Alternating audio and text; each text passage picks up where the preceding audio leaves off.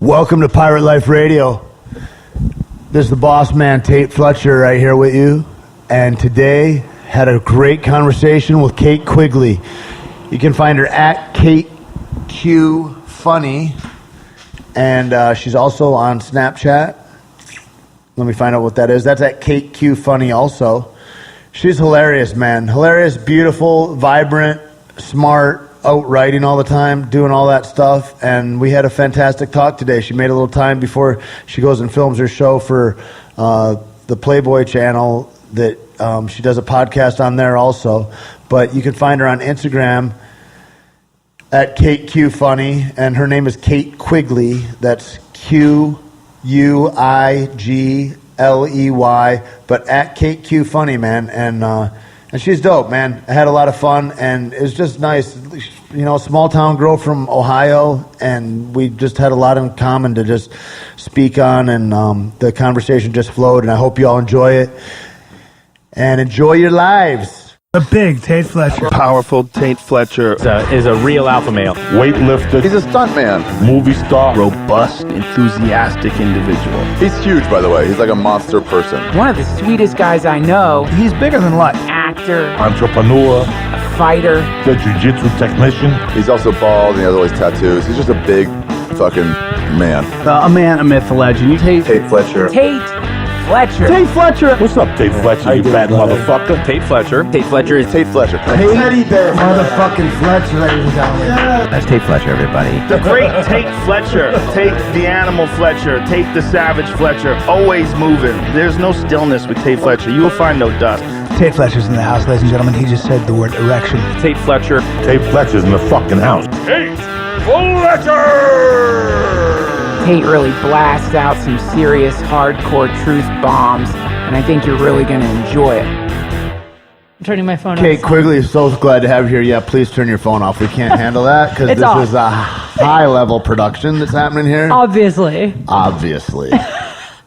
Your place is dope. Thank you. Do the people know how amazing you're like balling? I up in here. periscoped it earlier. You did? I'm balling with low ambition is what I would call No. it by the boxes of stuff that's here.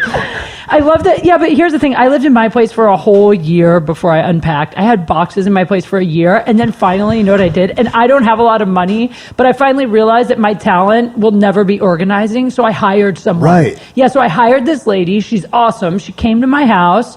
I paid her. I ended up paying her in total for everything like about $1,000. But she unpacked, she organized, she bought me furniture, she decorated. Wow. Like she did That's a lot. everything. Put all the books in the book spot, all the Q-tips in Everything. the Q-tip spot, Yeah. all that Yeah. shit. And Because then my she- Q-tips are with my pens or with my, you know what I mean? It's like, oh, it's the same shape. Yeah, you don't want that. That's a problem. No. You go to clean your ears with a Yeah, pen, and then you're people are fucked. like, why do you have your keys in your ear? I'm like, I got an itch in there. Right. Yeah, it's totally normal. Yeah. No, but it's the best. And then every once in a while, I'll call her up and I'll be like, hey, I got a spare $50. Can you just come by and kind of put shit away? And she knows where everything I goes. like that. Yeah. So this building, they sent me an email, and I'm such a baby. I'm like, well, I would have to clean up before I had somebody come do the cleanup, right? Yeah, right. And all that. Like, People do that. I don't know. I don't want you to touch my underwear or whatever the thing is. But they have a service that comes in. They surprise me, and once a month they come through and they clean everything. They wipe the floor. They do all What? that, right? They surprise you? And I go, I had no idea somebody was coming over, and they're like, well, we can do it every week. I go, listen, I don't know these people. I'd like to kind of hire the people or know the people or something like that before I Just let them in? let them touch my underwear. Sure, and all yeah, that, or steal a watch.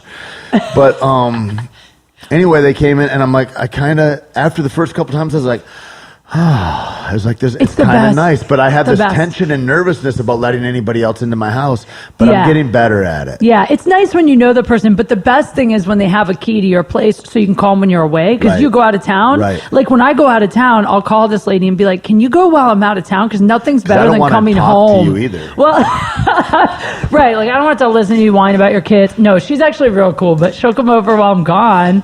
And then I show up at home. My place is clean. That's dope. It's a nice surprise to walk into for sure. I thought they were going to come next week, and I thought I'd be here, and I didn't get home until a couple days ago. And then I came in, I was like, oh, stuff is kind of put away. Okay, cool. Yeah. But this is as good as they can do because I don't have my shit together yet. But Right. They can't right put here, your stuff away. a couch is going here. Uh-huh. There's a painting a friend of mine did. I've got another painting my mom's I got to put up.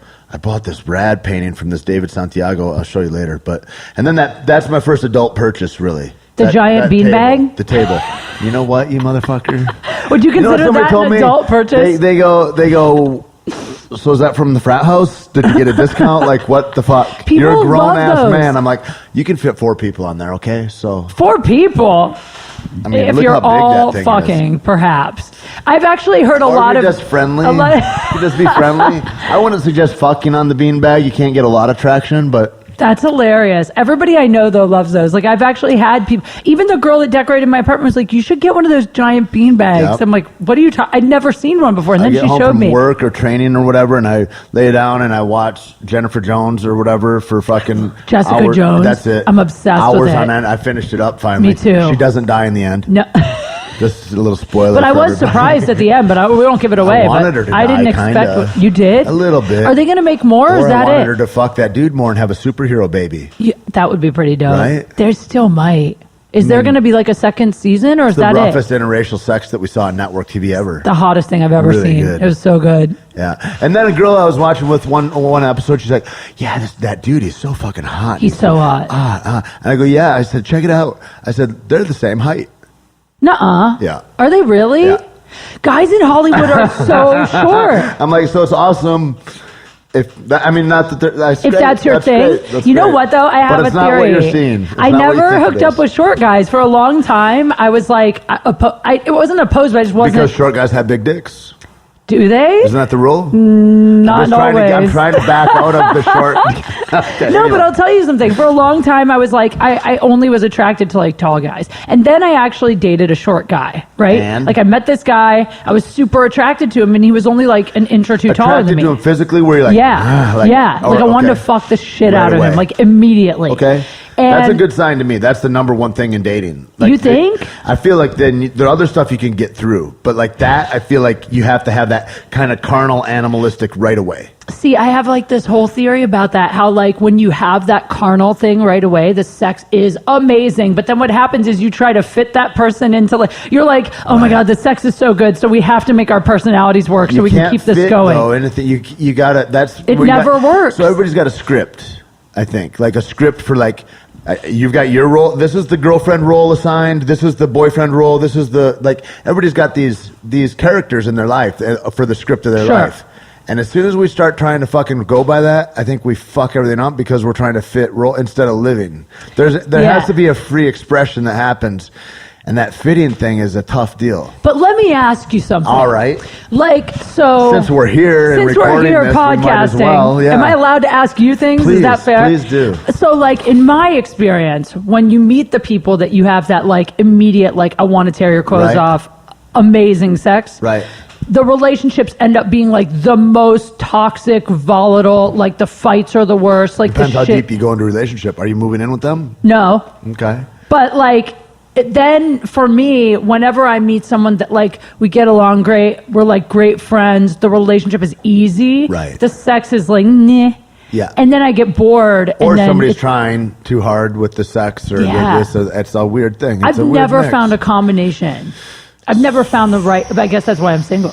Or you have your side dude that's the carnal dude, and then you have your other dude that is your normal dude. Well, see, that's my problem though. Is that like That's not isolated to one problem. That's one of the problems. I have this singular problem, and if this would go away, What? Yeah. What did I text you that I'm such a disaster? You're like, I'll figure this out. I'm like, you will not We'll fucking get to figure the this bottom out. of this. Yeah. No, but like, I mean, my problem though too is that if I meet someone, I try to keep a rotation going because I've never been good at the rotation thing. I was married for 10 years. how many did you have in your rotation when you were married? Just one. I never cheated. Okay. I was never. I don't cheat. If I'm Okay. like if I tell someone I'm with them, I won't You're cheat with on them. them. Yeah. Yep. But after my marriage, all my friends are like, Kate, you got to have a rotation because the problem is as soon as you like. These are girls talking. Yeah. Because I've heard this discussion with guys a Oh lot, no! but I've never heard that Oh from yeah, women. yeah. All It's my awesome. girlfriends are like, you got to have a rotation so that like you don't get hung up on one, and if he's not texting you, you can just Right, text that's someone the rule. else. The dudes they're like, listen, if you fuck her more than twice a week, Right. you have a girlfriend. Right. Don't sleep. If you sleep over once, okay. But if you sleep over twice, do you have a girlfriend? Like, it doesn't matter how many other girls you fuck during the week. That one is your girlfriend now. Really? And that's what they're sleep over like, twice. They're like, if you do that, that shit is like, because women change, and then that becomes the thing. And then sleeping over is a big thing. It's a big I don't deal. let guys sleep over unless I'm positive, like that I want something more with them than just like a casual. Or if you're just friends. Oh yeah. And a guy's maybe homeless, and you're like, hey, let me help you out. You know, you're a hardworking comic. You're joking, but that happens a lot to me. I've had several homeless guys. Because you're a nice person. Yeah, I let guys sleep on my couch a lot. Yeah. I've had a few. Dangerous as fuck, but okay. You think? Well, I would not like to be a woman right now. And I mean, to me, it was crazy. Like, I was talking to a friend of mine, and there's just like, I was at this fucking meeting, and this guy came up, and he's like, oh, hey, man, welcome. How are you? And I just been out of town for a long time, and I hadn't been at this spot. And I go, I'm good, man. What's going on? And he's like, yeah. And he's like really like overly exuberantly like welcoming and all that, which is good until it's like too much. And then you're like, are you going to kill me in the parking lot? Yeah, and I'm a creepy. dude, and I have all kinds of faculties with which And you're a big guy. Right. And I used to fight professionally. Yeah. Like, I've got, like, I'm well seasoned in a lot of different aspects of being. And my friend, she looks at me, she goes, how do you think it is to be a female? And because it's the same. And I'm like, I couldn't do it. I couldn't defer in all the different ways. And like the thing about like, I smile at somebody and then that means I want to fuck them. And now I have this aggressive dude. But see, you're thinking from a guy's perspective. From a girl's perspective, like for me, I know this is stupid, but it's the only way I can live. I just assume that none of them are trying to fuck me. They're all just nice. Really? Yeah, I just treat guys like I treat girls. Like I just treat them all. Oh, you're my little brother. Like, hey, buddy. I do. I really do. And because of that, I have so many guy friends. It's a trip. I have a lot of guy friends. Maybe that's part of the dating problem for you. That I have too many guy friends? No. Well, that's a problem. Is there a different way then that you would treat a guy that you wanted to be a suitor versus one of these friends? No, because the thing I have two extremes. One is that I'm like really aggressive with guys. Okay. Like recently, I actually Is that only when you're drinking? No. Just kidding. It's a valid question. I just want to know. I like send drunk texts when I'm sober all the time. Good for you. Yeah. 8 in the morning. 8 in the morning. I really do. But no, I don't know, because I'm a work in progress. Like I'm really learning. Like the whole rotation thing is new for me. Like I actually am finally keeping a rotation, and it's hard. So, may I ask, do you fuck all the guys on your rotation? Nope. Or is it just dinner dates? Is it kissing, hand holding? What's the level of intimacy and boundaries therein? Because that's got to be a tricky juggling act. It's very tricky, and it's new for me because I never kept a rotation going till like a few months ago. So this is like a very new thing. But you have like black belts in your circle, like girls that are like, oh, I've been doing this for 15 years. Yeah. Here's what you need to do to. But here's the thing: all my girlfriends are like, you have to keep a rotation. You can't text them back too, and have all these stupid rules. They all are single forever. Right.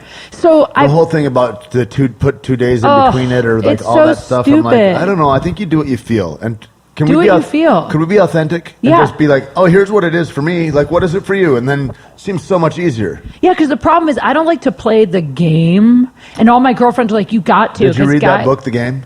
No. Remember a few years ago, there's a book called I The know Game? the book. Isn't that the I heard of it too. Yeah, the one and with everybody I knew that loved it. There's like really douchey guys. It's like frat boy dudes, and I'm like, maybe I don't. It's sad that it works though. Like the negging. I even know when guys are negging me, and it still works. They're like, oh, you're pretty, but like, what is that on your face? Literally, and, yeah. Fuck, I've got friends that do that all. They don't know how to read, and they do that. I said, it's just a really? thing. Yeah, they just do it naturally. It's so shitty. I mean, I sent a guy a hot I'm gonna photo. shame a girl into fucking me. It works though. What the fuck? It's depressing how easy it is to do. Oh yeah. Not into fucking you, but at least into like I mean, I will admit, like when you're used to guys hitting on you a lot, and then a guy kind of isn't that into it, Right. it makes me like crazy. And also like the comic part of me, which is like the people pleasing part, which is like everyone has to like me. Right. That part of me is like, I got to figure out how to get to this person. Why is this person not Let me piece feeling this me together? Yeah. Yeah. So then I like try way too hard with So those then it's guys. all games. Then it's I like, well, hate maybe it. if I'm a little shitty to him, maybe if I'm really cute and bubbly to him, maybe if I'm just sensual to him. Yeah. And so you It's go through all these games. different roles. Yeah, I hate it. So you're controlled I by hate that it. guy. But I will say I'm like very into guys that don't want me, and super not into guys that like are really into me. Like You're part of the single thing too. Yeah, there's a lot of factors here. But also I like being single. I like the guy that's married with a badass chick that's totally not into anybody except this old lady. That's the guy that I want. But if he wanted me, fuck that guy. I will say that I am not attracted to married guys. The minute I find out they're married, I'm like, I'm out. Well, you've already had a married guy. Yeah, and also like from being married, like I Right. would never be that girl. Even if I know a guy has a girlfriend. Like I was texting with this guy and trying to hook up with this guy for a while, and he was Another comic. no comics. Is it too brutal? Yeah, I Comic dating? dated a couple comics. It's just like it's awful when it ends. Because you guys are Because you work together, you got to see each other all the time. You got to bring them up on stage or follow each other. No way. Yeah, it's the worst thing ever. Like I was doing a show that was really important one night. I had like a bunch of industry there, and I needed to have a great set. And like right before I go on stage, the guy walks in, and it's just like It you just jolts your don't energy want. a little. Yeah. Yeah. So I don't date comics for that reason. For that specific reason. Not ever? Not anymore. No, not at all. In fact, like even if no matter how bad I want to, I won't do it. Wow. There's a couple I would That like could be really like love.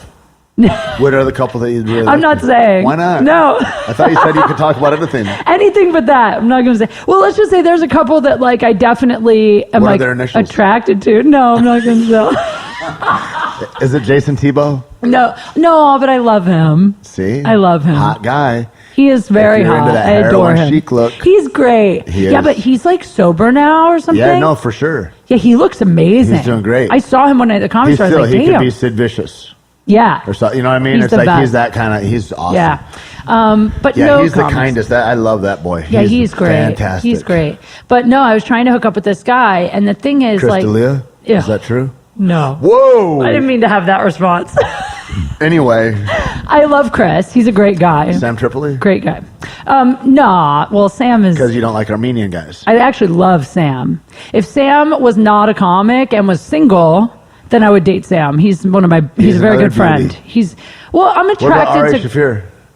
Because he's Nope. Jewish. Yep, I know. That's gross, isn't it? Yeah. No. Never. I know it. It's not because he's Jewish. I'm attracted to all types. Ari is not my personality type. He was married too. You guys have a lot in common. I heard that. A lot of people were married. He has a trip. He was one of the weirdest ones for me because he got married to see what it was like. Or something like Which that. is really and weird. With no rules, no It's a bad boundaries idea. at all on either. I was like, God, he lived the weirdest experiment of a life. Yeah, in that's a way. weird thing to do. I just got married because I was young and stupid. I was Yeah, 19. yeah. I was like, I like him I think that's what enough. most people do. They go, well, this is what you do. This is what the parents did. Everybody, like all my templates for how Oh my to have an God. adult life did it. So I guess I'll do it. Yeah, and I was from a small town in Ohio, and that's just like what people did. He proposed, and also, Brian Redband, that's your guy, Brian Reichel. no, Ohio. Brian and I are Ohio buddies. comes back We're buddies. together in California. Never. Right? We're buddies. Yeah. No comics, I can man. see it. I can see it. But there was a dude, listen, I got to tell you this. There's a dude, I was Okay. trying to, you tell me what's up with this. All right. Trying to hook up with this guy. We were texting, flirting, a little sexting even. We never met. Pictures? Yeah. Yeah, we had a mutual friend who kind of set it up, right? Okay. So we were texting for a while, but we're both very busy and traveling a lot. We kept missing each other. But then what started to happen is I would be like, hey, I'm going to be in your neighborhood tonight. And he would always be like, oh, tonight's not good. I'm in San Diego tonight. Yeah, like the long story short is he wanted to hook up, but he would only do it at my place. Right. And only Or a during parking the structure. day. Or a parking He's like, structure. me on the third floor right outside 24-hour fitness, okay? What's up? Could you imagine if I was just like, all right, Yeah, I mean, I'll guess. settle. You sit on the hood, we'll park the car in the right direction and whatever. That could be exciting for like date 2. Sure. That could be fun for date Sure. 2. Yeah, I've got nothing against parking structures. No, not at all. Yeah. Actually, I haven't done it At in a any parking rate, so structure. this was a guy that was dating somebody or had a live-in girl Well, I'm or assuming he's something. got a girlfriend, Had to. right? Had to. Right, that's what I said. For So I sure. just straight up was like, yo, do you have a girlfriend? Because I don't fuck with that. Like, I'm cool with, like, here's the thing. If a dude is honest, like this guy, Right. I can't tell you how much I love this. This guy was like, hey, I don't want to date. I'm really seriously just trying to hook up with you. That's what I want from this. Take it or leave it. And I was like blown away because no guy has Right. ever been that Been- honest with me yeah. before. Guys always try to pretend like they want to date you till they get to fuck you. When he said that, I immediately was like, huh, And then you fucked him. I kind of think I might fuck this guy just because he's that for you. honest. You know what I mean? You know what I heard? Kind of, it's not. I don't know that it's tragic, but it's kind of the way of things. Is that somebody told me a long time ago? They go, men give love to get sex, And women give sex to get love. And it seems like it works for like 3 minutes. It won't work. Yeah. And it's just that sadness, man. And it's Yep. like, and that's the thing about like not being up front or clear or whatever about what your thing is. Like, I mean, that's why you find that so valuable. That's the intriguing part about that. You're like, this motherfucker's a breath of fresh air. Yeah, that was it. I was just like, wow, Yeah. he's so honest. And then what happens as a girl is like, now I can go into that with that mindset. Right. So then there's not going to be any fights or expectations or like, so that was, for me, that was totally cool. But then when he started to be like, only during the day, I was like, shit, he has a girlfriend. I won't hook up with another girl's man if I know. Right. Cause I'm a girl's girl. Like I won't do that You to got that another girl girl. code thing Yeah. happening, yeah. Yeah. So if Yeah. I know, but other than that though, but then what happened is eventually he kind of started to cave on that and we did hook up and it was really great. He started to cave. Yeah, like he was I think he either broke up with his girl or something Right. happened because He's like, come over to the apartment. no, but he was more open to like nighttime. Did you ever see the inside of his house? No. Okay. But we've only hooked up twice. Right. But I will say that like at least like Got it. he started texting me, at least he started like texting me back at night and he was like down to come over at night. So Right. it made me like either she moved or she's out of town or something changed. Yeah. I don't know what. No, I haven't been to his place, but I don't care. As long as I don't think he has a living girl that's like, I just don't want to, I did my due diligence. Do you see that monogamy is a thing that you see working in the world as a working construct of an idea? I think it feels to me like communism. Like communism Yeah. is great on paper. It looks awesome. And then never do you see it as a good example. Like forever? Because humanity is funny, you know? Yeah. We're with that human element, it adds different flavor. And then different days, fuck different days. Throughout the day, you have this transient emotional Right. front that you're kind of traversing, and it's like happy, sad, miserable, murderous, lustful. Yeah. Like it's like, how can you make decisions based on that? I mean, it's so weird because it's like, I don't know if I see long-term monogamy ever working for anyone. Because, when I meet someone that I'm real into for a while, and it might be different for girls than with guys, for a while, I stop looking because if I'm like real into that person, Right. they are like, that's enough for me Like, for this the is time. great. Especially if the sex is great and we Right. get along and I'm busy. I'm really busy. So I don't have You're distracted with other things. You yeah, don't, yeah. So it's not like I'm like, 5 nights a week, like bored and looking for somebody to hang out with. Like usually if I get to see somebody once a week, like that's a lot for a me. win. Yeah. So I can do it for a little while, but I just I hate drama. So the minute drama starts to creep in, I'm kind of checking out. You know what I mean? Like, so then Me too. that's why the rotation, I never wanna did be it. happy. It's so fun. I'd like to be happy. Happy is great. And I don't want to have and the stuff is like the problem is when you work in somebody else's expectations, especially when you have a hyper busy life, that's a tough deal. It becomes a whole nother consideration. And you love that person, Right. and you want, but like for me personally, what I do, I go, I'll never put my shit on somebody else to where I'm like, I need you to be here, I need you to be like this. I'm like, be what you need to be and do that, and wherever it fits in, cool. Because Yeah. I know that's kind of what I need to do what I want to do in my life, like Yeah. career-wise or time-wise or whatever-wise, Well, and also it's like depending on the path you're taking in your career, it's like when you're in a relationship, you end up having to make sacrifices Sure. at one point. Yep. And like for me, if you, follow me on social media, it's real easy to see how any guy that I'm like serious with would maybe start to be like a little bothered by some of the shit that I do on social or media. excited by it. I haven't met that person. Maybe. That's the thing too, though, is like we're all get so constrained that nobody says really what their real desires are either. They're like, I don't want to be seen, like that whole thing about like if you really knew me, you wouldn't love me kind of thing, and you'd go away. It's like there's a lot of people that keep themselves from everybody because they don't want to live free. That's true, man. That's really true. Which is why we get married and we have Jesus. Like, Yeah. all those things are like, they speak to that kind of thing. They're like, I don't like the flavor of mystery. I need to have mundane mediocrity You're right. on a road I You're can right. walk that I saw traveled by my parents and that my kids are going to travel too, God damn it, because this is how we do it. Yeah, there's And a lot nobody of knows people how to that do are it. cool with that, though. It's so weird. It's true. But then there's people that are like, I don't know, you need something. Like, I live for like a little volatility and Sure. drama and excitement. So if anything's too mundane, like Is I that just because that's the environment you grew up in? Probably, yeah, because my parents, like, it was there's a lot of fighting and yelling, and it was very fiery. And then they split up, but even after they split up, there was a lot of drama. Like, he came back, then he left, then he came back, then he left. So I grew up with that, but I also was like a middle kid. Right. And I also was like always that kid that was like the daredevil. Like, I was always the kid that like wanted to jump off the roof. Like, I was just always that kid. What did your other siblings do?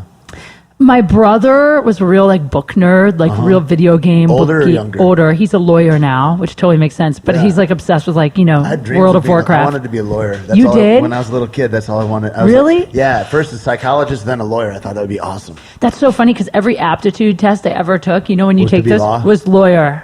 I think I read it, To Kill a Mockingbird when I was a little kid, and I read that and I was like, justice and righteousness and goodness. I was like, that's what I want to be like. I want to be like that guy. That's so funny. I think you'd probably be a good lawyer because you're logical. Like, you have a Well, but then I heard about law too, and like some of my friends are lawyers, and they're like, dude, I just fucking write papers all like being a lawyer where you're like, you see it's it not like on TV. right. No. What was the Tom Cruise and Jack Nicholson where he's like, you can't handle the truth? Oh, like, yeah. There's not Few those Good kinds Men. of there's not those things that doesn't happen for most lawyers. Most of them never get in a courtroom. Nothing is like Just it a is on trip. TV, though. No. It's like show business. I used to do this show. I still do it sometimes, called the Hollywood Pool Party, where I would have over like actors and comedians and like celebrities, and we'd sit around this like super ghetto kiddie pool. Awesome. And in like an alley. That's a great And podcast right there. Yeah, we were doing it as like a Periscope thing, but Okay. now it's going to be on Sideshow Network as a YouTube show. But like basically, the whole premise is to like debunk the myth that like Hollywood is so glamorous, because people think show Right. business is glamorous. Then you get on a real set and you're like, oh, I'm sitting here for 10 hours waiting to work, like Right. eating, nachos. Go ahead and run to the and- PMO. yeah. See how nice that is. Or whatever. Yeah. Yeah. But it's everything is like that. But I don't know. And my little sister is a teacher. She teaches kids that are like, she teaches kids that have behavioral problems. So she gets like How old are they? stabbed at school and stuff. They're K through 5, so they're young. She gets stabbed by a third grader? She got stabbed by a third grader. She I had to would get head kick stitches. that little mother. I know. Be a rap. I know, right? Be like, you can go ahead and leave your kid here, but you're gonna have to sign a release form. I know, she has a dangerous job. And parents would understand if their kid is like that. They're like, if you got to kick him in the head, I get it. Right? Me too. But yeah, so they're like real normal, and my mom is remarried to a guy that runs like an air conditioning company. It's like very just Your typical sister's Midwestern. kind of like, that's kind of a loped out job though. That's crazy. My sister's a little nuts. And then your brother's trying to push normalcy into it. Like My brother's super- That whole yeah. thing coming from chaos is. That's like I've been looking at that in therapy and shit lately. I started going to a therapist again this last year, and which is really interesting. I was like, gay, like, but then I started doing it. And I was like, fuck, I don't know that I would ever not do this. It's good so for you. valuable. Anyway, but I started looking at that like points of origin and like. You look at that, like, why am I comfortable in a storm? Why am I comfortable when it's all fucking crazy all around me? And that's when I'm like, my heart rate doesn't even go up. I'm cool. Really? Yeah. And it's like, well, that's 'Cause you something grew up with that. you crave. You want that in your life in some way. And that's what I was wondering. So like, how does that then translate into what relationships you want or whatever, like all this kind of stuff? It's like, I it's a trip create how we're all drama. I will woven create together. drama. If there's no drama, I will create Wow. drama. Will you fight a girl? Fist fight a girl? Yep. I never have, but I definitely Would would. you punch a guy? Yeah. Have you ever hit your spouse or a boyfriend? Never my spouse. One guy Why? I did. What did he say? Well, we got in like a little bit of like a physical, like a little shovey Really? match. Yeah. That's a wrap for me. Yeah, it was for me. I never saw him again. Yeah. That was the last time I saw him. I punched a girl once, and You did? yeah, it was like a little light one, and then Holy it was a shit. hooker in my car, and she Shut up. She pulled a screwdriver on me. It was a long time ago. It was a strange circumstance, a whole nother story. I just like love you so much more now that I heard that. But then I had a girlfriend. Okay. At and- the time? No. Oh. And I was a mess. But she was one of those. She liked chaos too, and she was like throwing everything at me, and like books and Oh, glasses shit. and shit. And we were like, from here to the refrigerator. I was at the refrigerator. She's here, and she's whipping shit. And then there's a basket of laundry, and I'm sitting there and I'm thinking, I need to smash this bitch. I need to defend myself and fuck her. And then she throws socks out of the laundry basket, Yes. and which is just funny. And I was like, well, that's not the glass. And I was like, I remember it was because OJ had cut the head off his wife around that time. And there was a woman. Cut the head off? Is that what he did? I remember he killed her. I mean, barely hanging on by like half a spinal cord or something. It was like nearly off. So he killed that guy and his wife, Nicole. And so everybody's on the news talking about it for years. And then I remember Oprah had a psychologist on and they were going over that case. And the psychologist was a woman and she goes, I can get any man in the audience to put hands on me. And Oprah goes, no way. And she goes, absolutely. She says, under the right circumstances, sure, I can get any man to fucking put hands on me. And she goes, well, then what's the answer? And she goes, well, you've got choices to leave before you get there. And that's all that went into my head was like, you can still leave right now. You're not drawn in. And I fucking left.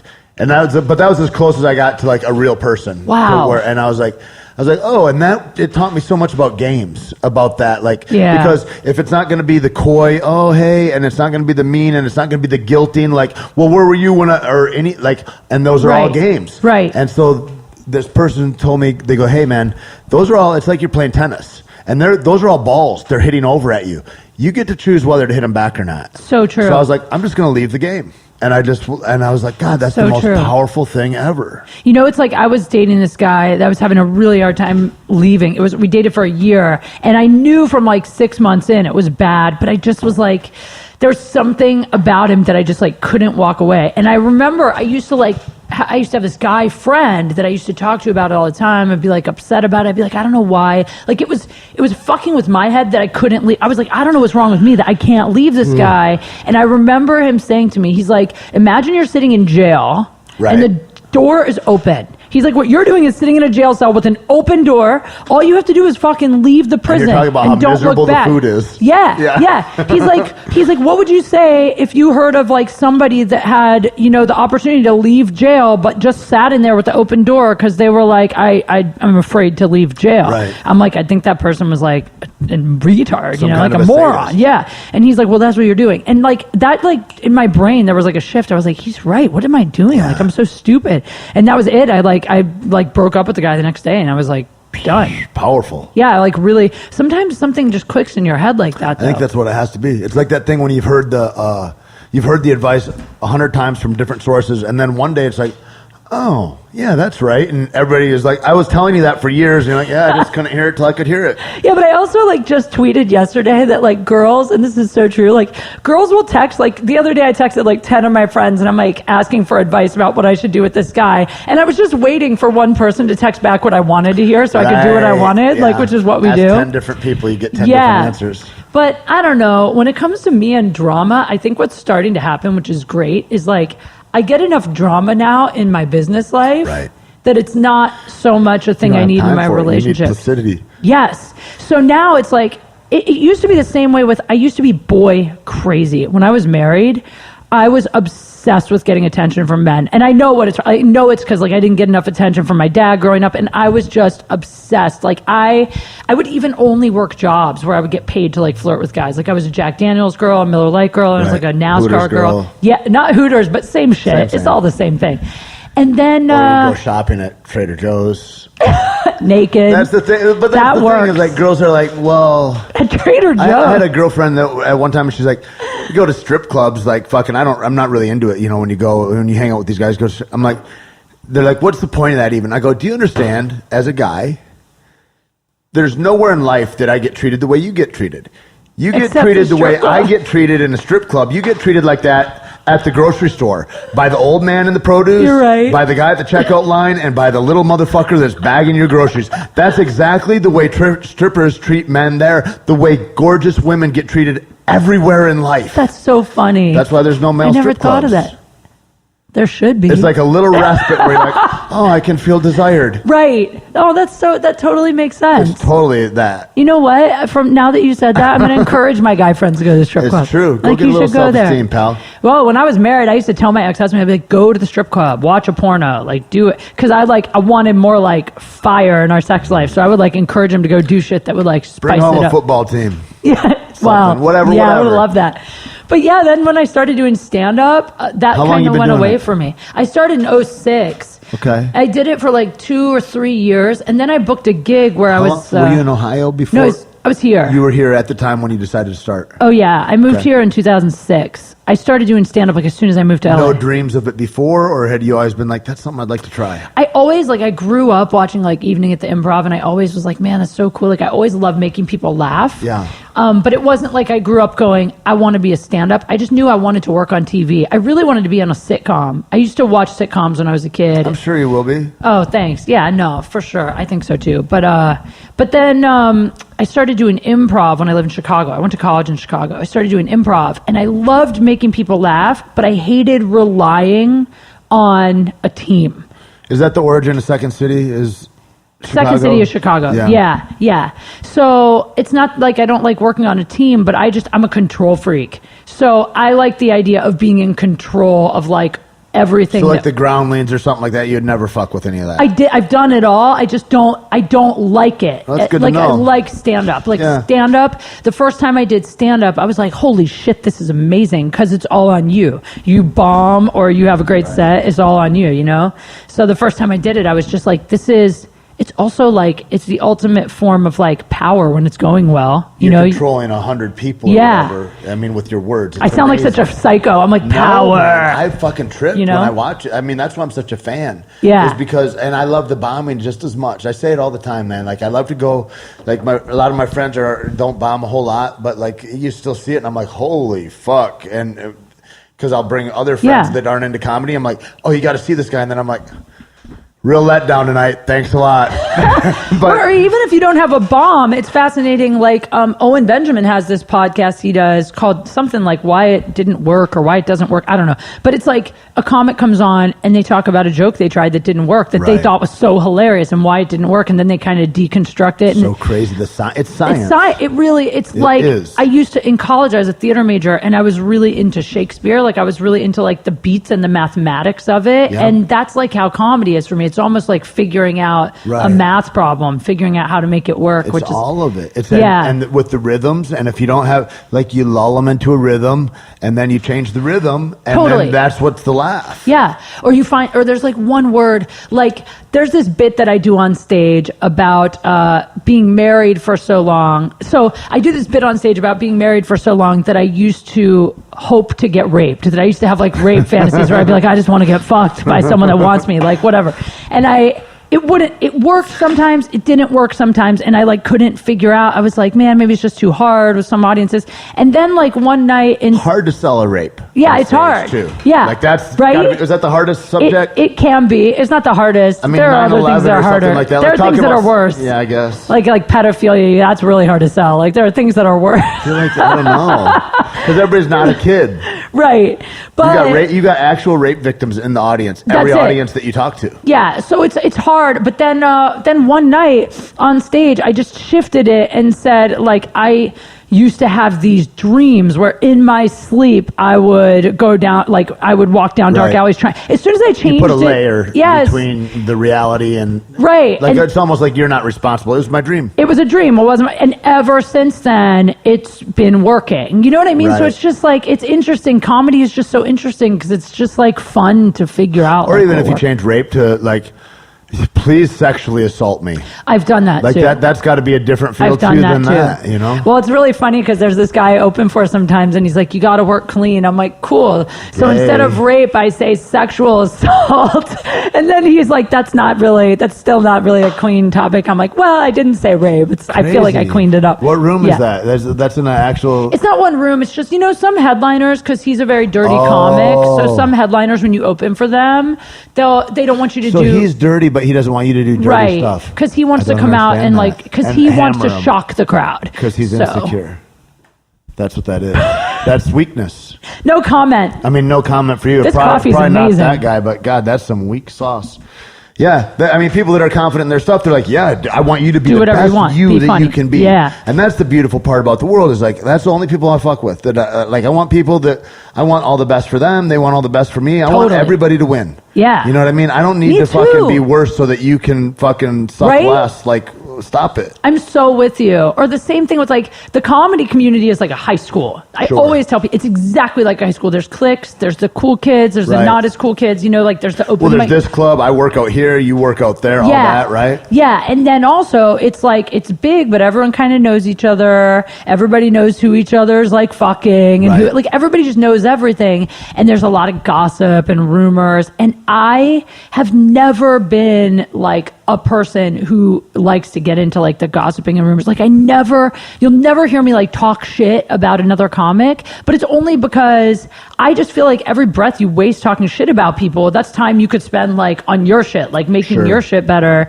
So I've just never gotten into that like whole, that's the one part of like Hollywood that I really don't like is just how much like, so when I find someone like you, like when I meet someone who, like Sam Tripoli is a great example. Yeah. When I meet a dude that's like, Sam is real. all love. Yep. He's so and he's just so supportive. Joey Diaz, another one. Yep. You know what I mean? All like, love. Yeah. When and you know what? And I know Joey real well. Yeah. So and I know Sam too.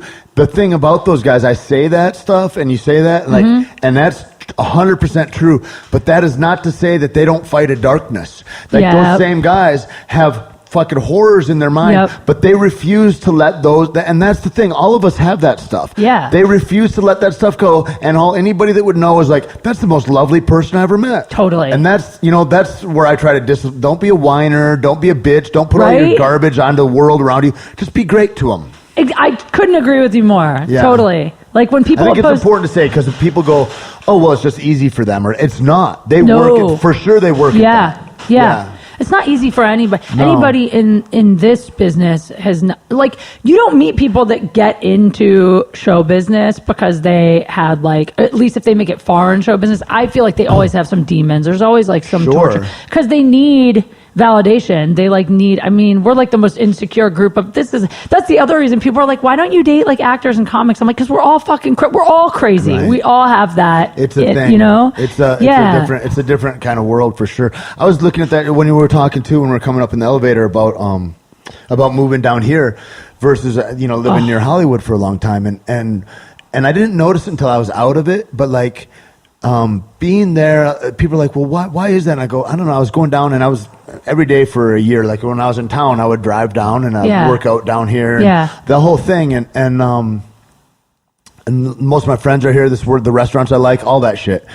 Not that there's not great restaurants everywhere in Los Angeles. We're blessed for that. And, thank Jesus. But the deal is that, there was a feeling there that I didn't notice. Like here, I would go, everything's easy down here. Like folks have an easy going, and I was like, what is that? And I'm like, everybody's like, like all wound up in Hollywood, and there's this urgency and a sense of neediness, like where, that like it's like everybody's trying to be something that they're not, and everybody's here already doing what they're doing, and they like what they're doing already, and so they're not. There's not that angst that Hollywood is ridden with, and I didn't even notice that it was there, but there's a desperation there. Terry Crews told me that one time. He goes, Tate, this town hates desperation. And it's like, but that's all of what, if you live in West Hollywood, Hancock Park, like all those areas, they're desperate people looking desperately, and they all go, I'm pretty for the next 5 minutes. What happens when I'm 22? Like, bitches think they're going to fall apart by that time. Like, you're out of your fucking mind. No, but it's true. And B, maybe have more substance than that you've got beautiful eyes or whatever the thing is. You know what I mean? Like, have a real craft. You have to have something that makes you stand out from because there's a billion. You can't throw a rock in this town without hitting a model. I mean, that's just the way it is. Trust me, I've hit a lot of those bitches with fucking rocks. I'm throwing shit. Throwing shit in the mirror, bitch. No, aw, thank you. But that's the thing too, is like when you talk about chaos in your life and talk about like, I don't want my relationship so much because it's in my business life already. It's like when I started becoming more busy, I started going, I want less of that. Yep. I really valued, it's like the payoff of paying more money to live down here is like so worth it emotionally for me. And then if the whole life is like me selling myself is that, how much does that speak to me being better than as far as a marketable thing? Because I always say we're all whores. And it's just who markets themselves the best, kind of, Yep, you know? You're all selling either your words, your looks, your whatever. The people who make it in Hollywood are people that understand that they are a brand, like a product, and like you're a business. So I feel like, because I've met people that are really talented and good looking and funny, but they're just sitting at home waiting for their agent to call. And like those people are not going to work. Right. It's the people that like make shit every day, are out there doing shit every day. It's never the most talented people. No, I mean, very rarely. Yeah, it's people say it's who you know. I mean, it's who you know, but it's a relationship business. But it's who you put yourself out there to know, exactly. too. And it's like for a long time, I was like, it's so douchey. Because I was like really, I don't know if it's small-minded, but it's certainly secular. And like when I was fighting, I only hung out with fighters. Yeah, if I'm doing this, I'm only hanging out with these people and all that. And like, and like, oh, you should hang out with stunt guys and directors and act. And I'm like, but to make an effort, a concerted effort to go, I'm going to put myself in this circle of people. And it's like, that seems so douchey to me. It's like counterintuitive to me. And then I started thinking about it and I go, well, also, how about that they're great people too? How about that there's great people everywhere and just go meet more people, Tate. Just meet people. And whatever the thing is you want to do, be around all those people. Because if you want to be a doctor and I want to be an artist and you and I are best friends, you're not going to be a doctor as soon as you could or as well as you could, and I'm not going to be. But if I'm hanging around all artists, I'm going to get all their techniques. We're going to learn the cutting edge shit. You the same, and you're going to access that in a better, more powerful way. It's just like if you're a basketball player and you play against people that are better than you, you get better, and it's not because you're like asking them for lessons. You're just around them. But if you're a hockey player and you hang out with all basketball players, you're not going to get very fucking good at hockey. Yeah. You know, one thing that it's not like I did it on purpose, but I was raised like I had a single mom. Right, my parents split up in 4th grade, and my mom raised me to like never ask people for stuff. Like my mom never asked for help, right?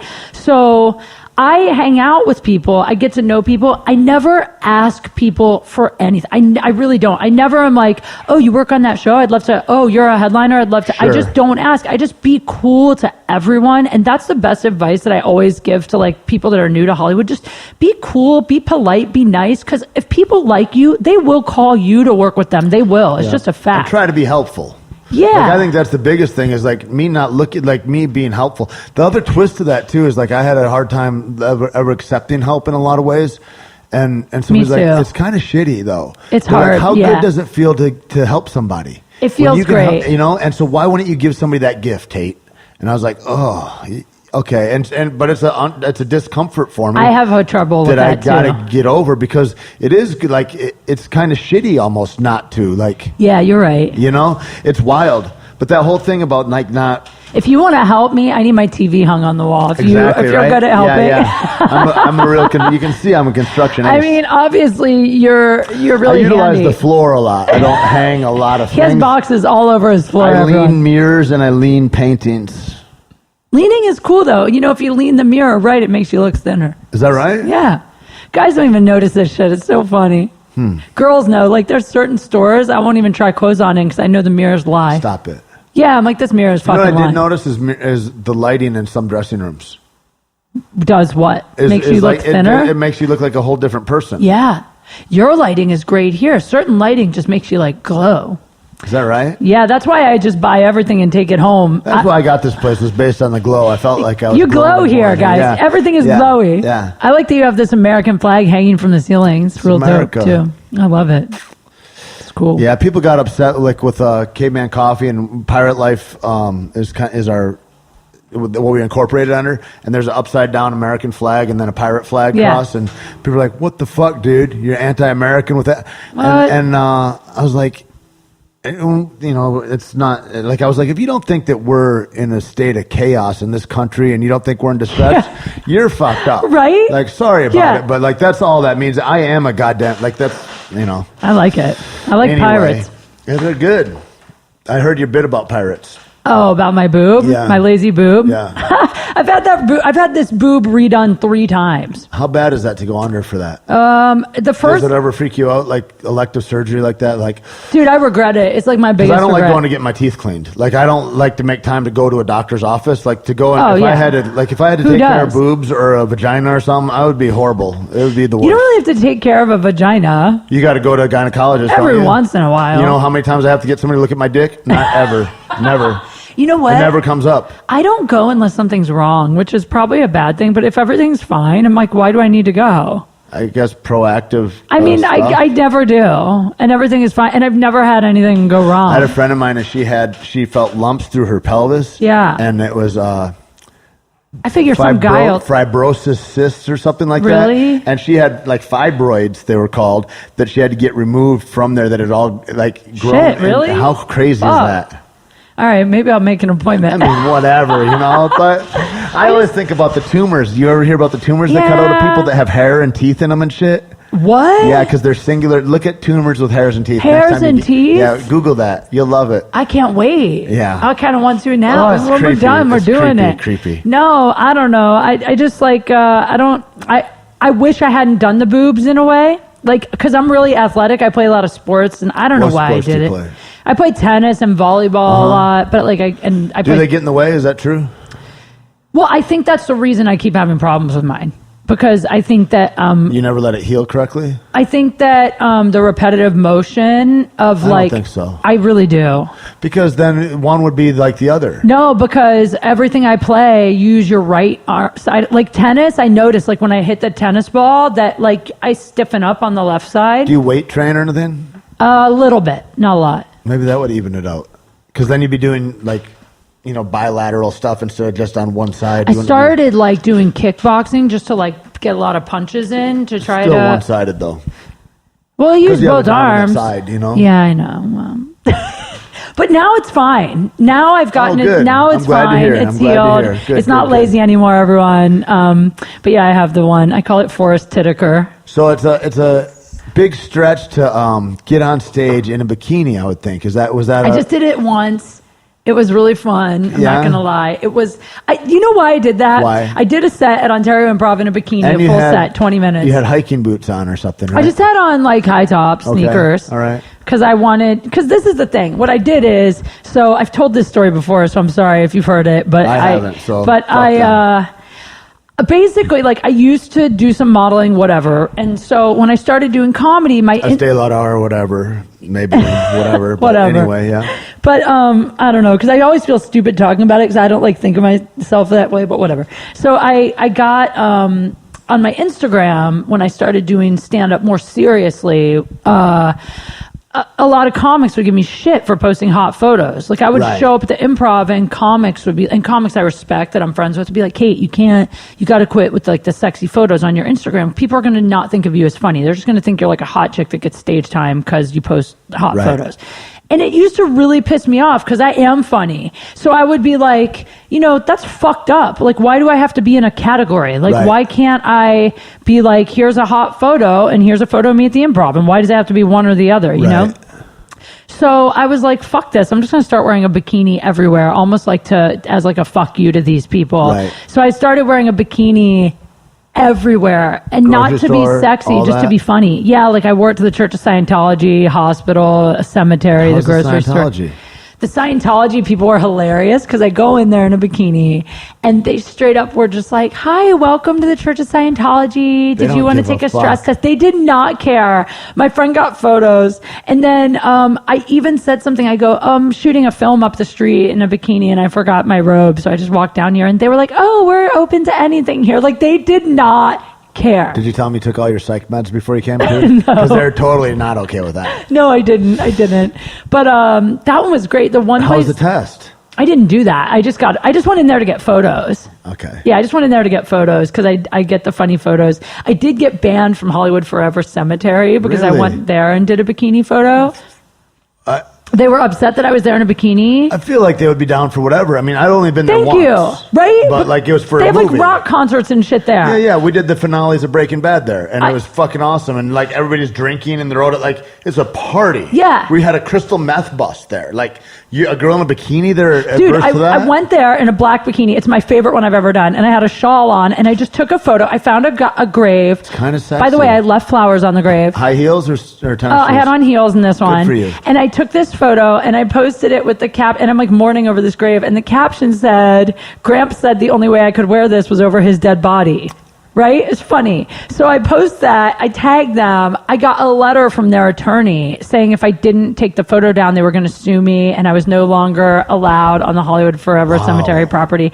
And I was so pissed because I'm like, you people have like rock concerts. They said I was being disrespectful to the dead. I'm like, you have rock concerts. People are doing coke off titties in there. Like, Thank you. What are you doing? They show horror movies and shit all there. the time, yeah. Yeah, so I was like, fuck that. I'm not taking that photo down. People are literally pissing on graves there. Right. When there's movies and stuff that they play, and everybody brings in their picnic baskets of wine and everything exactly. like that. Like, I purposely found a grave of a man because I was like, if I was a man, I'd appreciate a chick in a bikini over my grave. And I left the flowers. So I felt like I did everything nice. It's a plus. It was all nice, you know? But then, anyway, so then I did the bikini thing for a while, and then it was kind of picking up like just a little bit of steam, whatever. People were like, oh, come on our show in a bikini, do this. Right. And then I was like talking to Eric Griffin, and he was like, you should do your act in a bikini because you got to put your money where your mouth is. If you're going to be like, fuck this, I can be in a bikini and be funny, let's see you do it on stage. And I took it as like a challenge. I was like, okay, I will. See how comfortable that is. Yeah, so I did it on stage, and I just went out and made a couple jokes about why I was in a bikini because that club is in a mall. So I just kind of made some jokes about how like some brat stole my, like, oh, Ontario's really ghetto. Someone stole my clothes from the dressing room, whatever. And or you could be like, I'm just doing a statement for boob awareness right now. If it had been October, I would have been like, it's breast cancer month. You're welcome. Hello. Yeah, exactly. You guys aren't down? But it was actually really fun in a way. It was like freeing. There's a thing though about that too. I think like I remember Rogan talking about it a lot. Like he's like it's almost. He's like he's like I try to wear long sleeve shirts. I try to wear baggier shirts. Like if I go out and I'm a buff athletic guy, he's like you're supposed to be a dummy then and all. Like there's all these things, and so he says I like to kind of have like a blanker slate when I'd go on. Yeah. I think now it can be different for him because he's got his crowd in a different way. But like there's that aspect too that it's got like Andrew Dice Clay can only be Andrew Dice Clay. Right. Like that was a character that he did that became his whole life, which is kind of a bummer, I think, in a way. Yeah, I mean, there's definitely something to it. Like the bikini thing, it's like I put myself in a different mental state. I made a few jokes about it and then went with it. But when I do, if you see me do stand up regularly, I'm always in like jeans and a t-shirt. You know, I'm always dressed down. The whole thing too is I think it's hard. It's hard for everybody, whatever. But like if everybody is in the room and then you're in the room and they're like, oh, here's this cute girl. And oh, that's why she, like, there's always the reason why you didn't get something is because somebody else like, oh, well, they didn't even work to be good looking and they got that or whatever. And it's like, which isn't true. I remember in jiu-jitsu or things like that too. And they'd be like, well, if you're bigger, you know, don't use so much strength or whatever. And there's a great thing. Like you should work towards technique and everything. But when guys are learning about their bodies and shit and learning how to move, it's kind of like learning how to be on stage or learning how to be in the like, whenever you're in a awkward position that you're not normally in, I think the big thing is nobody tells the fast guy to not be fast.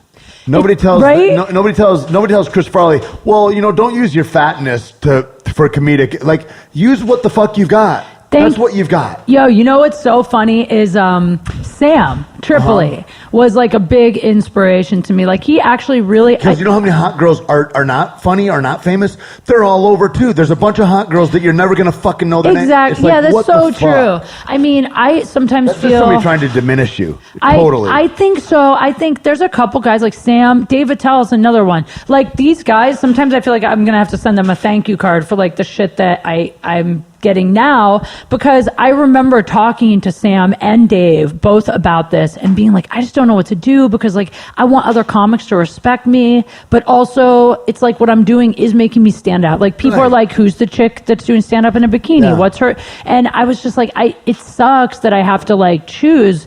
And I remember both of them being like, hey, this business is cutthroat. Use every fucking tool you have. If you happen to be a hot chick, use that too. Like, use everything. Yeah. And so I went home that night and I was like, I'm going to just start trying not to listen to comics and just start to like trust my instinct. Because your comic instinct is what gets you anything anyway. And so I started doing that. Change. You know, you can riff and change and go with the time of what's appropriate here and there and whatever. And it's like, then you're not this uniform thing. Like I know a guy that is a sober guy that pretends he's drunk all the time because him being drunk is his shtick. And it's like, or people that only do crowd work or people or whatever. And it's like, that can easily become your whole entire thing. Yeah. Where if you're willing to try on different masks and shit and go, oh, here, this for a little bit, that for a little bit, like, I think that's all great. And it's important to remember that, like, you're not who you are in this moment, in this snapshot, that there's this broad breadth of work that you have. Yeah. And as long as this part of your work doesn't look like this part, you're winning. You're changing and growing and evolving. And also, like, I really do feel like different people. Like, I feel like when I would do the Miller Lite girl thing, That's because you're a woman and it's the schizophrenia. That's so true, actually. But like when I would do the Miller Lite thing, I remember it almost feels like role playing for me when I have to do the hot girl thing, because I don't feel like, this is the thing, I'm like a total tomboy. I like to camp and get dirty. Like on my days off, I'm always in like jean shorts and like a tank top. Like that's like me, right? But then when I would do the Miller Lite thing, that's like fun too. It's like role playing in a way. You get to like dress sexy and go out and be flirty, and that's like almost like putting on a character for me. There's part of it that's like some nights I feel like that. Like some nights I feel like posting like a really hot photo or going out in a super hot outfit just to flirt and have fun. And then other days I feel like wearing a hat and no makeup and like. And do you know what that's called? Living a full life. Yeah, it's just like that's like you're different all the time, right? It's beautiful. I mean, because that I think that's the important thing is like, it's like the same reason people get married and have Jesus and have kids, and then they go, God, how did I get here at 35? I'm not super happy. Like, and not that there's not people that follow that road and are super happy. I'm sure for you 4 people out there, rad, good. But like, there's a lot of people that follow that, and it's like you've been misguided, and it becomes, it's a fear-based thing. It's like, I'm afraid to try on these different hats. I'm afraid to be these different kinds of people, and it's like, that's who said that's bad? It's like anybody that steps outside the line of like what they think normal is, like, oh, here's a normal baseball cap. Like I had a different hat on. This Midwest dude's like, yeah, dude, I don't know, looks a little silly or whatever. It's like, what? So don't try anything new. That would be your advice, sir. It's like, that's crazy. Yeah. Who would give that advice if you really thought about it? It is scary to try. Like when I was married, I was terrified of like what would come after the marriage. How scary is that too?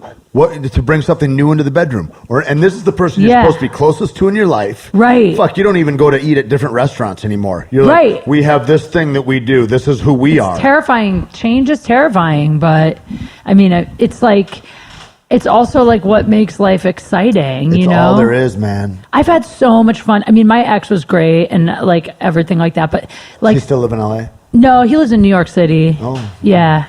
I mean, that's why, like, we just had nothing in common by the end. Yeah.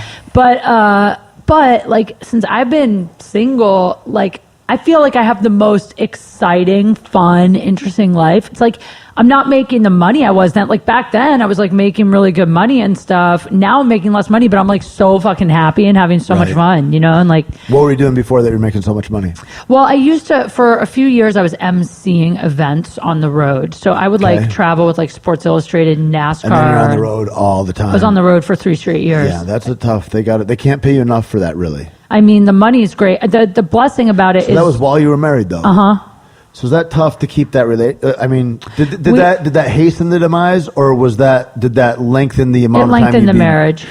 Because the whole time we were married, he was a musician also, so we both had like, it was a lot of time apart and a lot of time together. And I think what made our relationship so hard is that he'd leave or I'd leave, we'd be apart for months, 3 months or something, right?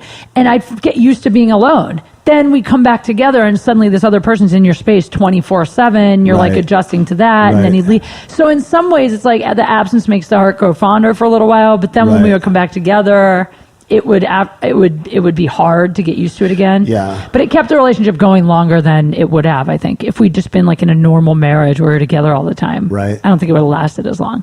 It's like Gavin and the girl from No Doubt. Yeah. Kind of. Similar. Yeah. They split up now, right? Yeah. I think he dates the nanny now. Fran Drescher? No, his actual nanny. Oh. I'm like, damn, funny. Fran, get it, girl. Shit. She got that rock star D. Yeah, she does. But but yeah, that time I'm seeing events, living out of my car and stuff. That was real fun. I made good money, and then like the great thing about it though is when it was done, when I got my divorce, I had like saved some money, right? And so I was able to like take a year and not really like quote work and just put all my time into auditions and stand up. Did you write all the time? All the time. Yeah. Yeah. How You much mean do on the spend road time? or when I'm here? Like right now even. Oh, now I'm writing all the time. But like now I'm doing a lot of stuff. Like I I mean, now I write every day. Does a girl have to write her own vehicle? Like, if you wanted to be in a movie, is it better, like, to write your own screenplay and try to get to have a starring role in that, or is it better to try to get in? I mean, I feel like to get in as a lead somewhere is nearly impossible if you're starting or if you're a low level actor. I think at this point where we're at with social media and Hollywood, it's always better to make your own stuff, whatever it is, even if your thing is a YouTube show. Because I mean, I don't know if you've noticed this, but like everybody's all about how many followers. Check this out. One of my buddies, a director, and they picked the guy, and for the woman lead, he goes, "We're just picking her based on social media following, how her coloring works with the actor, and how many followers she has. That's it. Not an actress, not an anything. Fucking crazy. That's why I feel that the best use of time, and don't get me wrong, like I think you should craft your talent so when the opportunity comes, you're ready, you know? But I think the best use of time is to build a fan base. You have to do that. Yeah. And the way to do that is to build material, I mean, to put out new material. Or and make all that funny stuff, shit, or do funny shit. Even with Periscope, like when I Periscope, sometimes I get on Periscope and I just talk like I did it last night. I always delete those. I think they're boring as fuck, but people like I'm it. Gonna look, you know? I didn't know. People like it, but what I do, follow 12 people. Really? Yeah, I gotta. Well, I go expand out. my horizons. I go out and fuck with people. Oh, really? Yeah, I go out and like prank people and do crazy shit on Periscope. Awesome. So I just feel if you're gonna get on, even on something like that, like do some fucking crazy shit. Now, Facebook has their own app too. That's a Periscope. They're trying to crush Twitter. I'm on that, but it's only for iPhone, and I'm on Android, so I can't use it. So you. But I'm like But when you make approved or some whatever. money, you'll get an iPhone, right? No. I don't like the iPhone. I know my boy Ruben. Are He's you like, on an iPhone? Yeah. I had one. I took it back. He's like, fucking, that's for dummies. Fuck, because he builds his own computer. He's a real tech dude, and he's like, and I'm like, I just want it to be easy. Like, I'm not going to try to build a Android computer. does so much more. I have no idea. This already does more than I know what. It's smarter than me. I don't need a super smartphone. I have an iPad, so whenever there's an app that comes out that's only for iPhone that I want, like I get it on my iPad. I bought 2 iPads, never used either one ever. That's the only reason I use my iPad is for that. And also because it'll stand itself up, so if I need to put myself on tape, it's easy to use. Right. That's it. Do you carry lights with you and stuff? No. No. So like if you're on a shoot shit all of a sudden, job somewhere, yeah. and then they're like, "Hey, we want you to read this. Here's a scene, and fucking put yourself on tape and send it in." Oh, I don't bring lights, but I'll just do it. We've got friends they have little kits, and they fucking bring it every job. They go everywhere. Dude, I met a chick. Here's the thing you need for your iPhone. They sell these cases, and it's LED lights that are all the way. It's like a light. So you hold up your phone and it literally lights up your face. It's a ring light. It's a ring light for your phone. Yeah, so it's like it lights up your face and blows you out so much you look perfect. That's great. Yeah, I know like Pamela Anderson has this rule where you can't put her on camera without a ring light. Like it's a rule. Like I had a buddy who went to interview her and he forgot to bring his ring light and she's like, sorry, I can't. Sorry about it. Yeah, I can't do it. I'm trying to look 26. Yeah. No, we know you're old. Yeah, I know. Fine. It's fine, Pam. You're a hot older lady. You're still hot. That's good. But you can get that for your phone. So you can put yourself on tape with that. They don't make that for... See, that's a reason to get an iPhone. They don't make that case for the Note, but they do make it for the S6. Because Android people are less vain. No way. They're realer people. I'm vain and I have an Android. People. They have more depth than us iPhone users. Yeah, we do. Just kidding. We do. No, wait, let me look. That's the thing. If you take a picture with a friend of yours, you've got to get clearances or else you get in trouble if you post that. Well, the problem is that like girls over filter the photos so much to the point where I'm like, you don't even have a nose anymore. Right. Where your nose disappeared. Exactly. Totally. We do that. And then what happens is some guy takes a photo with you out somewhere and just posts that shit with no filter. And you're like, fuck, that's what I actually look like. Like, it's so funny. Yeah. It's good. It's like, guys don't understand. Like, here's the great thing. I send a lot of photos to guys. I admit, like if I'm like hooking up with a dude, I send a lot of photos, right? So guys don't get it though. Like a guy will ask you for a photo and I don't recycle them. So if I send you a photo, you're getting the only one. The one that's you know there. what I mean? That's yours. Yeah. So girl with integrity right there. I am. I don't recycle that shit. So I'll take a photo, send it to a guy, and then right away they're like, now send me one of your ass. You know, they always want something different. It's Because like, they're jerking off. do guys know how much fucking work it takes to They're in get the a middle good of one? jerking I off. know, but like what they don't understand They is want you to be with them romantically I until know, the finish of I that know, event. but it takes so much time to get a good So one. if you cared a little more about the relationship, I keep them on my phone ready to go. or you just go into Send the it to- bathroom and wait and I do. and go through it and wait till they finish it up. I do, but here's the Be like, listen, dude, you're gonna need to finish this. You're gonna have 3 more photos, and then you're gonna have to pop. Okay? You just gotta tell them. But what guys don't get is no matter how good, like I have a nice ass, okay? Allegedly. But no matter how I do, Anyway. I work hard on it. I believe work you. hard I on believe it. you. But no matter how good your ass is, still, it's not easy to get the right angle I saw where a it porn looks star right. girl. She's a friend of a friend, and she posted.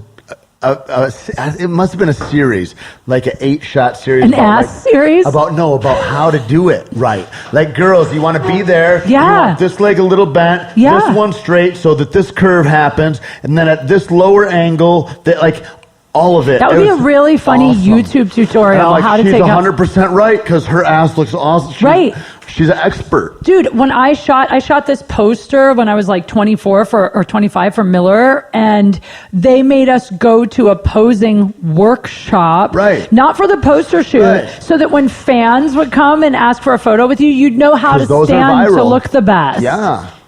I mean, I was doing it all wrong. I was doing everything wrong before I moved But to now LA. you know. Now I know how to pose. I know how to put. I didn't wear makeup what about ever. MySpace? What about Where it? everyone was like an aerial view. Like, bitch, there's not a satellite taking a picture of you. Yeah, now You're we trying call to it look less Facebook fat. angle. Right. Yeah. I know. I mean, that's a fact. Is like girls, like they learn how to take tough. these photos, and then you meet them in person, right? And you're like, who the I don't fuck fuck are with you? Tinder or anything like that. I've You don't? never done any of it. But like my friend he is into it, and he's got stories that are horrific. Shut up. And he's like, dude, one time he says I had to text another friend of ours. I had to text her to call me to get me out of it. I go, huh? He's like, well, I'm at coffee with this girl that is not the girl at all that's here. and here's this fit, attractive girl, and then here's Guys a do that wildebeest too. in front of me. And so I'm here, and I go, hey, Tessa, get me out of here. You got to call and tell me your car's broken down and that you're about to be raped or whatever the fuck. And so he gets a phone call, and he's like, oh my God, no, are you safe? No, yeah, of course, I'll be right there. Hey, I got to go. Okay, bye-bye. I'll see you in a minute. He's like, I really got to go. I'm like, you went to all that. You set up a scene Why didn't he just to be just go, like, you know I'm not what? feeling it? This ain't you. Yeah. Like, you're a fucking liar. Yeah. Like, at some point, you got to make somebody accountable, right? I think that's so fair to call out a girl and go, I'm sorry, but you do not look like But that's these you know photos." we're here based on what we look like. Yeah, and actually, if you did that, that would be a good thing, because then she'd go, okay, if enough guys do that Like, to ooh, me, that's I'm not going to working. put photos That was up that look like that was me. uncomfortable. Yeah, totally. I think that's completely fair. I've been on a Completely. few Tinder dates, but not many. I don't How do are it they? often. I mean, I've been on like maybe 4 or 5. There's a new Tinder out too. A friend of mine just told me about. She goes and it's like you have to get vetted in somehow. It's like I know it's what it only is. super hot people. I'm on it. What is it? I'm not. You're not supposed to say Oh, the you're not- name of it okay. or something. Yeah, but, anyway. well, it's not for super hot people. It's Rich, for successful people with some level of like. I think it's for People like doing something showbiz going types on. or something. Anyway, yeah. Yeah, I'm on there. Oh yeah. I'm on there. I'm not sure how I feel I don't about know. it. I'm like, there's so many people. I'm involved in life, and it's a crazy thing. This thing called life that you can be involved in, and then there's Meet no people in apps real that you need life? for it. It's crazy. But here's the thing. It is hard. Like for me, the reason that I got on these is because all I meet are comics. I'm at comedy clubs you ever 6 go to days a a week. grocery store? Let me take you to Whole Foods Guys in that Venice. hit on you at the grocery store though, like That's the thing that good. I'm glad you said that because how fucking crazy is that? That seems weirder than you. A guy going, God, you look fucking great. I would love to take you out to dinner. That is too weird because we're right here. Now you have to answer in front of my skin. Whereas if you're on an app, you're like, I don't even know if he can speak English, but yes, accept. And then I'll meet him for coffee in a private place somewhere. How much crazier is it? You have more information meeting somebody face to face. I will but you're meet more guys averse both to that ways. than you are Tinder. Well, no, I will meet guys Weird. both ways. I will meet guys both ways. Like I did go out with a guy that I met at a Subway. What are you doing at a Subway is my first I was question. getting lunch. Anyway. I was getting a salad. We're There was not a in guy. Iraq anymore. You can eat healthier choices than that. It was a salad. Yeah, anyway. All right. Well, it was whatever. I Yeah. had like 10 minutes. I love to So support chain restaurants too. the point is, the guy behind me was cute and he hit on me and I did give him my number. But he just came on too strong. So I What's too strong? I What's wasn't that into mean? it. I gave him my number and within like 24 hours, he'd text me like, I don't know how many times. You just said earlier that all the rules about like the 2 days between texts. No. You can text, but like, look, it was like this. It's like this. Okay. Let's say we just met. Okay. Well, we did just We meet. did. Let's say we just met, and but we meet at like a bar or something, and we talk for like half an hour, and you're cool, and we exchange info, and we're like, we should get together, right? Yeah. And then you text me the next day. You're like, hey, let's. Well, if I'm out drinking at the bar that night, Yeah. and I might text you at 2:30 and be like, "Hey, we should hang out right now." Okay, well, let's pretend you don't do that. Let's pretend that you text me the next day, okay? And you're like, hey, great to meet you last night. Let's hang. When are you free? And I'm like, Friday. And you're like, cool. And I'm like, want to grab a drink, happy hour? You're Right. like, yeah, we set it I up. turn that off till Friday then. Yeah, you don't need to then For be sure. like, so where are you from? What do you do? Where do you, that's what that was. I'm That's like, what Friday's gonna That's be. what Friday is. We're Yeah. not gonna have anything to talk about on Friday, boo. Thank you. Yeah. That's what I'm saying. Like, Yeah. that's what a lot of guys I will can do see that. Okay. Yeah. So, these are good lessons to have. yeah. I hope everybody's listening because this Yeah. is valuable. Right? Right now. Same with a girl, though. Yeah. Right? Like, we don't need to, let's talk. It's fun to get to know each other. It's So let's all get of to know that. each other in person. Yeah. And I don't have time to text with someone all day. It's the thing. You know what I mean? People Like- get mad. That's the hard thing about texting is that they think you're in a conversation. It's as if you go, "Hey, what's your favorite color?" And then I don't answer you. Like if we're here in person, that's rude. Yeah. But over a text, motherfuckers are busy doing their life. Yeah. Relax. And also, who cares what my favorite color is? But There's that. people really do like want to he wanted text to a get you lot. the right color diamond is why. Well, I'd rather a vacation. I always say, like, if a guy proposed to me, I would rather him propose with like plane tickets to Tahiti than a ring. You know what I mean? Seems better. Yeah, I think it's better. I But don't need then the the ring. world still knows you're available. Well, that's the idea. Yeah, of I'm just course. kidding. Oh, that is a tough deal. Is LA harder to date in? Have you gone back to Ohio recently? It's been about a year, but I haven't dated in Ohio since I was 18 or 17. What are the big differences between dating in Ohio and LA? Well, I mean, LA is very difficult. I think this has got to be the hardest dating scene. I don't know. I just think, look, Everybody's busy is why I think. there's that.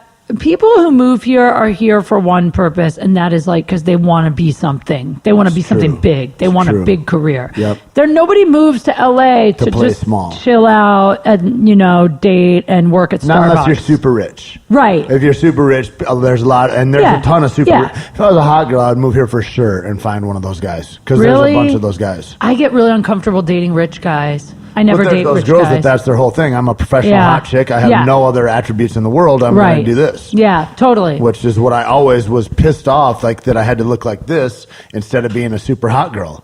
Like, how easy would that be? I'm not gonna lie. Yesterday I pulled into a parking lot and I Like go, I told a friend, I was like, for sure I would get fake tits right when I turned 15 or something if I was a girl. There's zero chance yeah, I wouldn't. I'm not gonna lie, it's the best. Yesterday I pulled into a parking lot and the parking attendant comes up and I'm like, hey man, how much is it to park here? Right. He's like, you're cool. And I was like, Yeah. I fuck love you. being a I girl. say fuck you. Because somebody was talking about all their hardships and all that. I'm like, how many times have you gotten a speeding ticket? Because I get every single one. There's never a warning with me. Usually it's like, could we see both your hands? Get out of the vehicle. Like, that's usually what I get. You're not that scary Please. looking.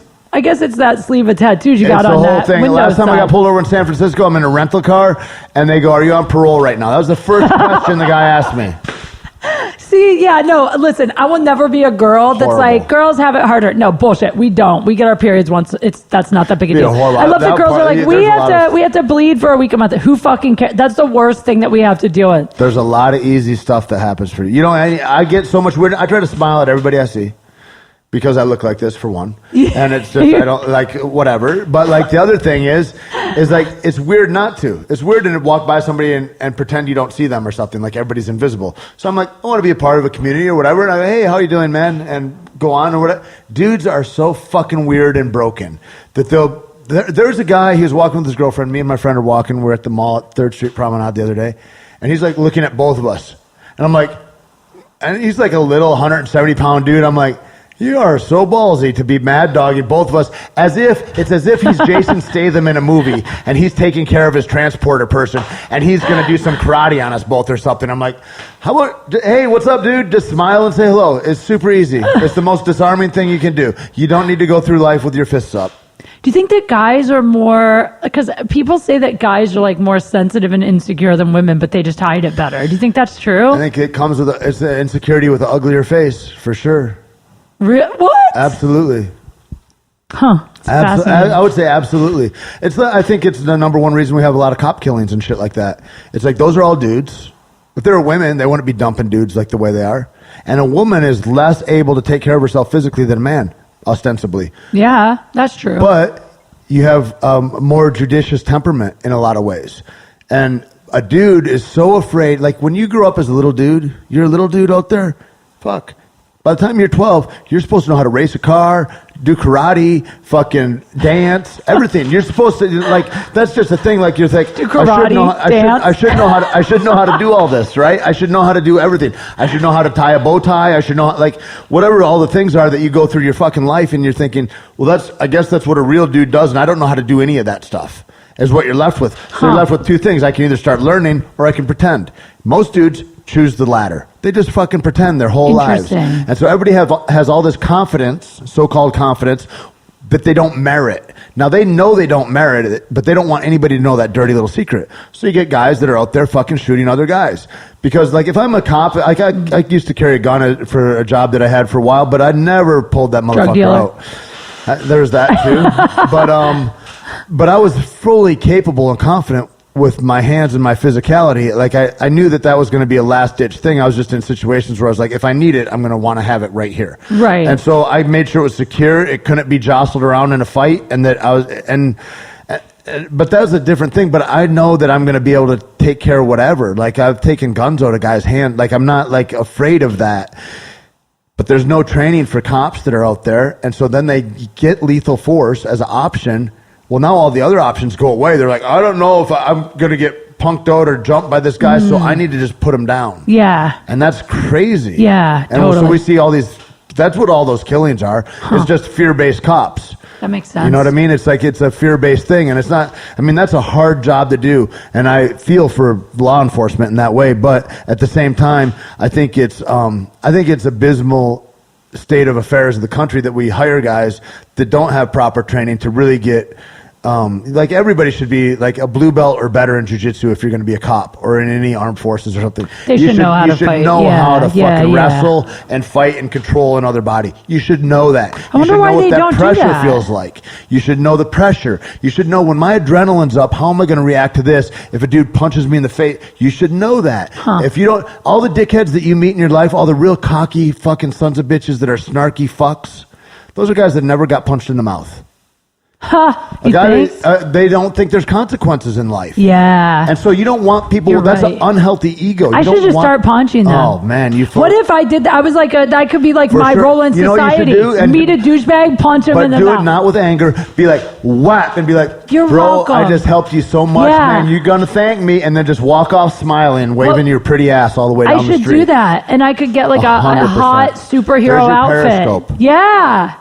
I'd end up in jail. I'll go with you and I'll be like, hey, there's going to be a consequence if you punch back, bro. That would be so I'll just be off camera. Hilarious.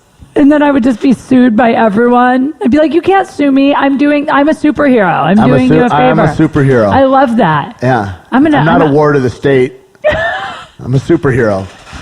I don't know. I think that's a huge thing, though, is like, how do you get that confidence? Right. It's kind of like if you saw a comic go up on stage that had never worked out any jokes or anything like that, and they go up, what happens? They get crushed under the pressure. Well, everybody needs to get crushed under the pressure, else you don't learn what's real. Totally. You have to. You know? Yeah. I think it's a huge thing. And that's what I admire about comics so much. And like when I said I got friends that are fucking good comics and all that, but I like to go up when it's open micers. And I like to watch that because it's fun to watch. I never see anybody braver. You watch an open micer go there and melt under the lights for fucking 90 seconds. Yeah. It seems like forever. Yep. And you're Totally. like, God, that's a brave little motherfucker right there. And I can hear how that joke was funny, but he let the crowd crush him, and his cadence was fucked up. His delivery was I could hear how he thought that was, but he didn't make it funny. Yeah. He made it awkward. Yeah, no, totally. That's why it's also interesting, though. Like, everybody has something to say about comedy. You know what I mean? Like, people Sure. always have like They think they'll joke be funny. ideas, and and I always just want to go, cool, go do one open mic and then Yep. get back to me. Like, that's Or just. don't even do that. How about this? We're going to turn all the lights in the room off. I'm going to invite 6 of my friends over. That's it. And you stand on a chair. Yeah. And now be funny. I'm going to have a timer on you. Go. I would love to do You know, that. I mean, you Yeah. could make it Yeah. like, that's what I love about jiu-jitsu. Everybody's like, oh, I'm a black belt or I'm this or that. I'm like, cool. We can find out in like 2 minutes. I've never done. I've Like, always I can wanted tell to try if you it. grab me. Yeah. How able you are. Like, Yeah. I can tell already. Like, you know that. If you're a master at something, you know when somebody else is full of shit. So Yeah. it's like when you're talking about comics, you're like, oh, okay, let's see. How Right. about stage, dum-dum? Right. Yeah, I mean, totally. but that's the thing about fighting, too. Same thing. You're a little kid. You're like, I'm supposed to know how to do this. I can see the mechanics of a punch, and I have Yeah. all these things. So I, too, should... Why would you think you would be good at that? Right. I don't think I'm good at needlepoint because I got 0 reps in at needlepointing. I think I could be, but that's not in my But also skill because set. people watch movies and Sure. shit, and then they just think that it's easy. Like, Yeah. they watch Karate Kid or Rocky, and they're like, I can fight, I can fucking Yeah, do or that. they Like, watch, that's they it. watch somebody get knocked out, and they're like, oh, it's that easy. Yeah. It's like, it's hard to knock somebody out. Dude, I think it's so funny. First of all, jiu-jitsu now is so popular. It's like everybody. It's really I feel like gotten huge, right? everybody is talking. Yeah, I one day I called Joey. I called Joey Diaz to see if he could link up with me for something, and he was like, "I got jiu-jitsu class," and I was like, "You? Yeah, lady. I'll see you after. yeah." I was like, "You take jiu-jitsu?" number and go see Higgin Machado. He's going to teach me some arm bars and I just want to see Joey doing jiu-jitsu. Dude, Like, he I was think on that'd top be of the me funniest once. shit. We're in a hotel room. He's like, all right, little brother, I just want to see what this feels like. Get me in that lockdown. And Shut up. He's probably 400 pounds at the time. Big as fuck. And I'm like, first time I met Joey, I'm like, he's for sure going to die this afternoon of a heart attack. Like, just smoking a cigarette. He's rapping the whole Ready to Die album. He's so funny, It's man. like Rogan says about him. He's like a living cartoon character. He's Like, fucking totally. beautiful. Yeah, he's always been enamored with jiu-jitsu. I met Joey before I met anybody else in Hollywood. Like, I met him in New Mexico on the set of The Longest Yard, and then and he'd talk about fighting. And I'm like, oh, he's one of these guys that.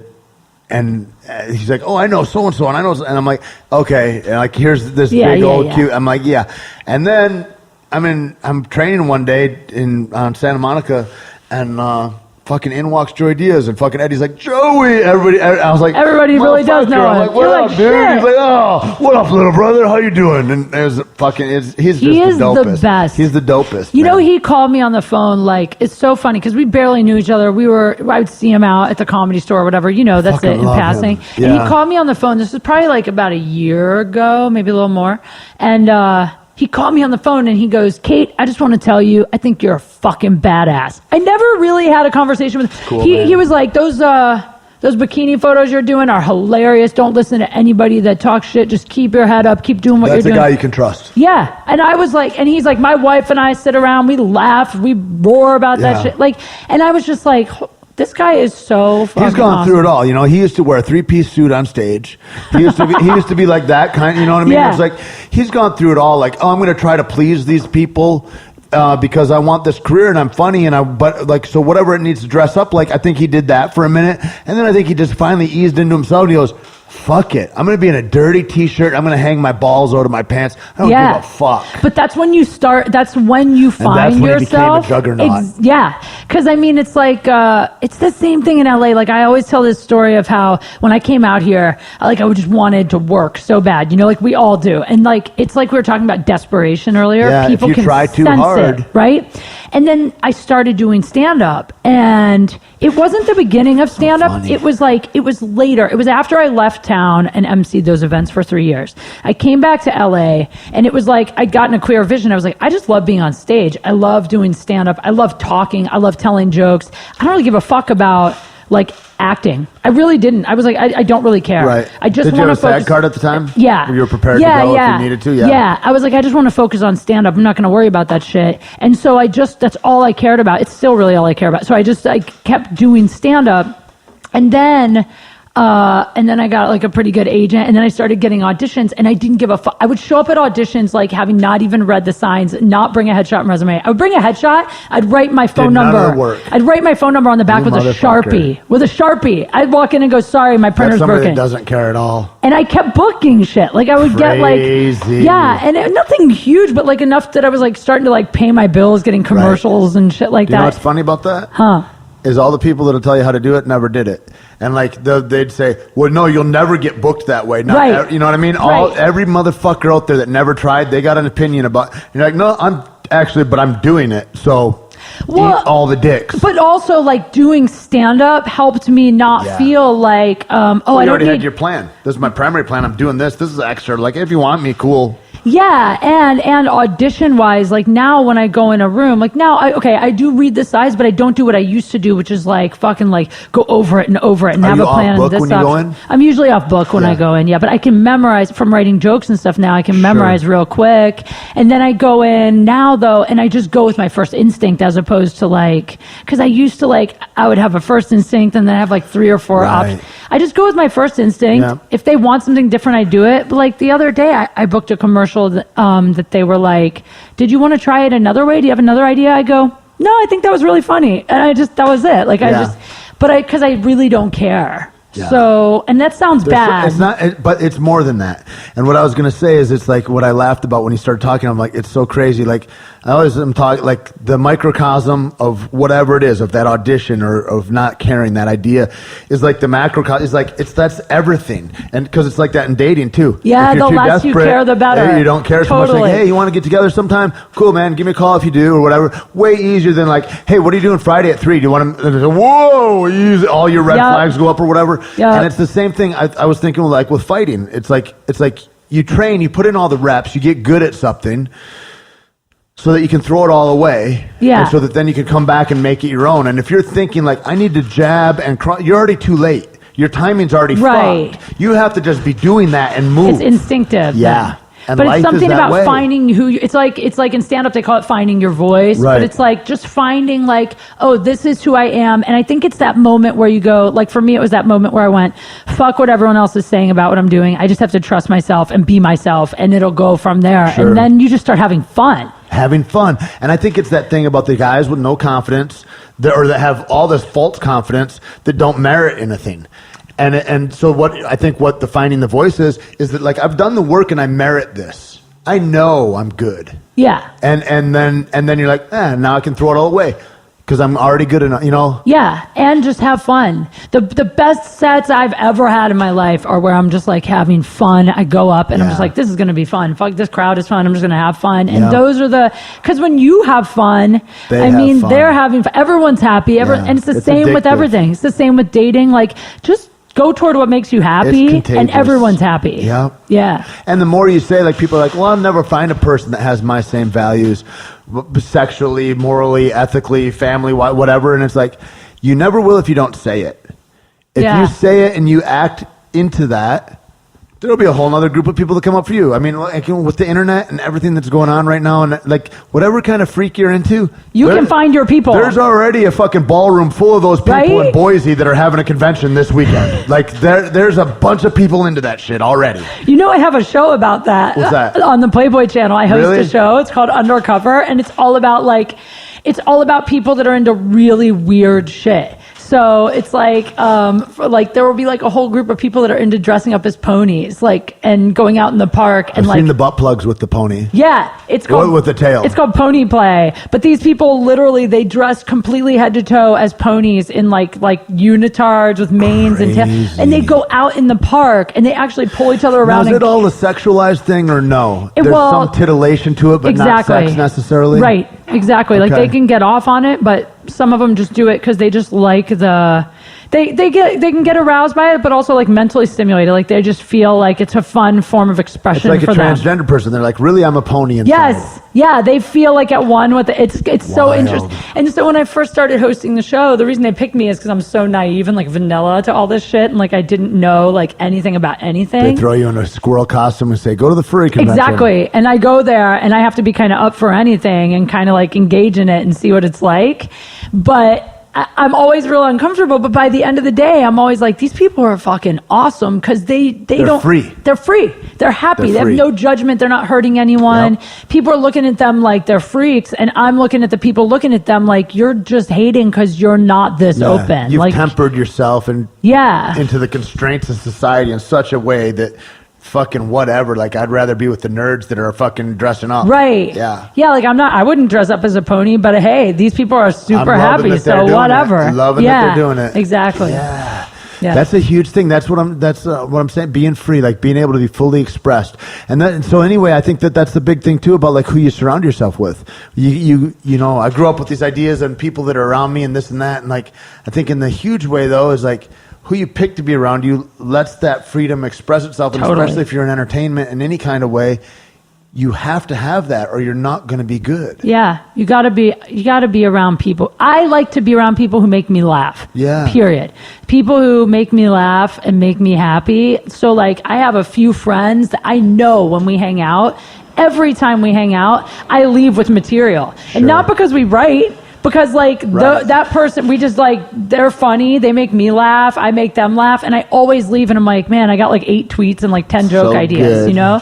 Yeah. So I look for those people too. It's like, you don't even have to, like, people that are super real, that are authentic like that, you don't even have to be around them all the time. I went skiing with this friend of mine, and she was a bartender at a club I used to work at. So it's like 15 years ago, 20 years, that's like a long time ago. And she's like, what are you doing for Thanksgiving? I'm like, I don't know, fucking checking out of whatever. And she's like, let's go skiing. I got a few friends coming together. I go, cool, rad. So we all went up skiing in New Mexico for the weekend. And it was fucking awesome. But it's like, she's one of those that you're like, instantly, it's like you took mushrooms. And because your face hurts so bad and your guts hurt because you're fucking laughing all the time. Oh, I love like, that. It's just freedom, man. And I'm like, that is what, like, I want more of that and less of the other stuff. Totally. I don't want any bad feelings. I'm with you. And that, yeah, man, it's huge. Well, I know you got to run and do your thing, and I love having you. This was awesome. Thanks for having me. You're the best. It's the best. Like, I like it. Like, it's hard. I've been talking I was just in New Mexico, and so a lot of my old fight team is there, and they fights coming up, so I talked to a ton of fighters and trainers and all that in the last couple of weeks, and I'm like, I'm so eager to talk to Kate today because it's somebody outside of all, like, I don't know shit about fighting. I don't like to be in a, like, it's just like having that new thing, having that, and to be able to have a conversation. This is a weird thing too. It's weird to podcast with somebody. People are like, I could do, like, people that are like, I could do whatever. It's like, it's weird to talk into a microphone and have a normal conversation with somebody that's not used to doing that. And, you get used to it. Really appreciate it when it is, because then you can just have a fun conversation. Totally. Which is the best part of it all. This is a great podcast. I like that you just talk about life shit. It's great. Hopefully next time I'll have my video shit set up. Yeah. Yeah. I love it. Great to meet you. Thanks so much. Yeah. Peace. Thank you guys for tuning in. Hope you enjoyed it, man. Kate Quigley was the best, man. What a beast. She's a hard worker, funny, just on the right side. I just really had a great talk, man. Great energy. Really fantastic. I'm so glad that this all came together. I want to thank sponsors right now, and I really want to especially thank Caveman Coffee, man. Getting me going every day, keeping it going, and I'm super stoked. Yesterday I went and just got a new order in for t-shirts and beanies and stuff, and we'll be doing some new stuff on the site shortly. We just had a bunch of new stuff drop, so check it out. If not, we just finished some of the greatest sales ever for Black Friday and Cyber Monday, and I really appreciate all the fans and support out there.